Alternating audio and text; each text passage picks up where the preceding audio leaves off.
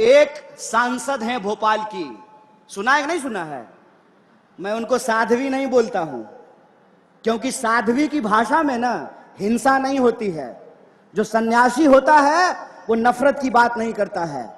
जो सन्यासी होगा वो नफरत की बात नहीं करेगा, और जो नफरत की बात करेगा वो सन्यासी नहीं हो सकता है। इस बात को याद रखिएगा। तो वो जो सांसद हैं उन्होंने हिंसा की बात की, तो मुझे इसमें ना एक जो है साजिश दिखाई देता है। साजिश जानते हैं क्या है?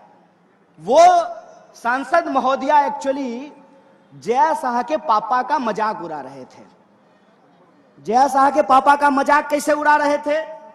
देश का गृह मंत्री कौन है? अमित शाह है ना। तो कानून व्यवस्था का पालन करना किसका काम है? अमित शाह का। तो साध्वी ये कह रही थी कि अमित शाह निकम्मा है, इसीलिए अपने घर में चाकू तेज कर लिए। यही कह रही थी ना। उस बयान का यह भी मतलब तो निकाला जा सकता है कि आप इस देश के बहुसंख्यकों को डरा रहे हैं और आप ये बता रहे हैं कि जय शाह का पप्पा किसी काम का नहीं है, इसीलिए अपने घर में चाकू तेज कर लीजिए। यह बात आपको ठीक लगती है? यहां पुलिस के लोग वर्दी पहन करके खड़े हैं। क्या मैडम, हम ही लोग चाकू तेज कर लें तो आप लोग क्या कीजिएगा? उत्तर प्रदेश पुलिस की तरह मुंह से ही ठाई ठाई कीजिएगा? क्या कीजिएगा बताइए? बताइए इस देश की सिक्योरिटी फोर्सेज क्या करेगी? बताइए इस देश की पुलिस क्या करेगी? बताइए इस देश की न्यायपालिका क्या करेगी? बताइए इस देश की अदालतों में क्या होगा? बताइए इस देश में कानून व्यवस्था का क्या होगा?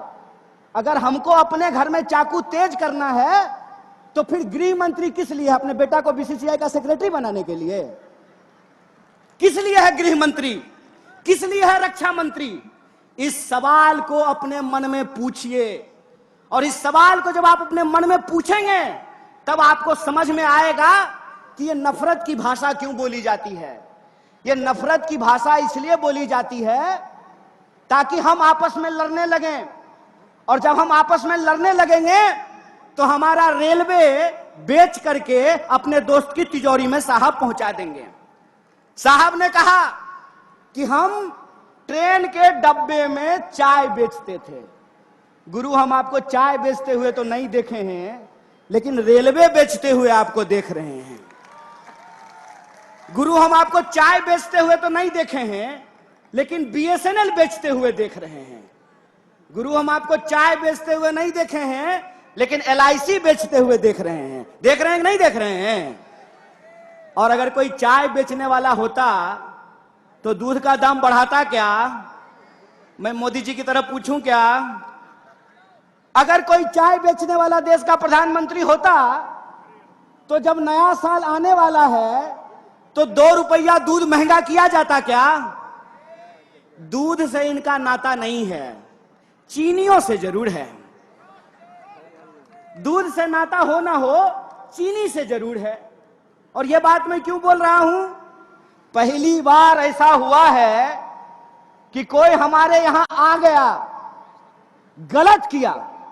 पूरी तरीके से भारतीय राष्ट्रीय कांग्रेस चाइना का विरोध करती है, उसकी निंदा करती है कि चाइना को कोई अधिकार नहीं है कि हमारी सीमा में घुसे, और अगर घुसेंगे तो हमको अपने देश के जवानों पे भरोसा है।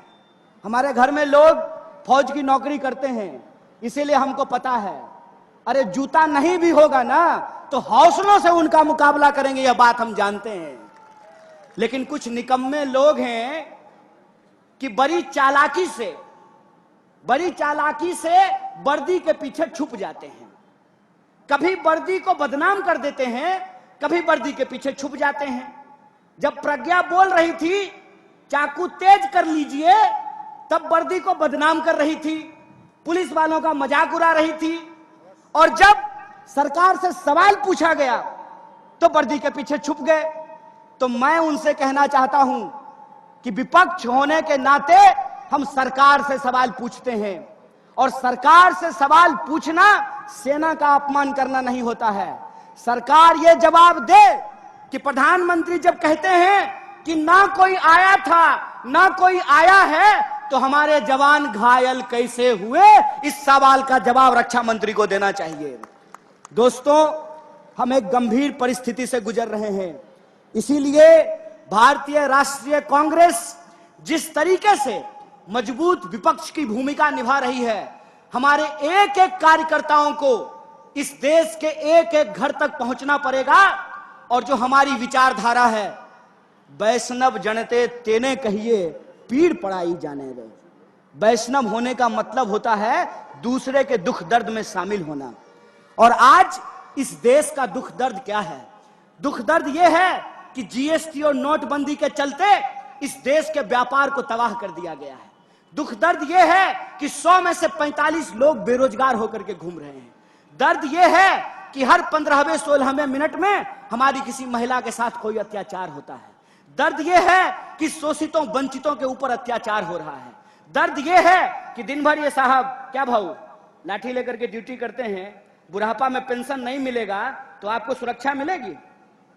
दर्द यह है कि जो लोग अपनी पूरी जिंदगी लगा देते हैं सरकार की नौकरी करने के लिए, उनका पेंशन बंद कर दिया गया है। यह इस देश का बुनियादी सवाल है।